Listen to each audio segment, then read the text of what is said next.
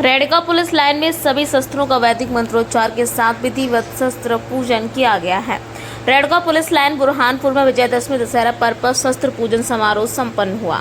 दिनांक 2/10/2028 को विजयदशमी पर्व पर रेडका पुलिस लाइन बुरहानपुर में पुलिस अधीक्षक देवेंद्र पाटीदार के निर्देशन में शस्त्र पूजा कार्यक्रम का आयोजन किया गया है। इस अवसर पर खंडवा संसदीय क्षेत्र के सांसद ज्ञानेश्वर पाटिल, विधायक एवं पूर्व मंत्री अर्चना चिटनेस, नेपानगर विधायक मंजू दादू, जिला पंचायत अध्यक्ष गंगाराम मार्को, कलेक्टर बुरहानपुर हर्ष सिंह, अन्य जनप्रतिनिधि एवं पुलिस अधिकारी कर्मचारी उपस्थित रहे।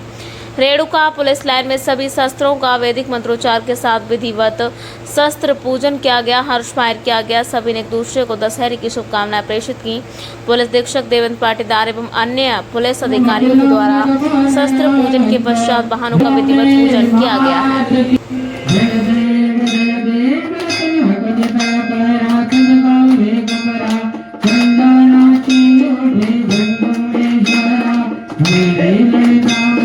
Shobha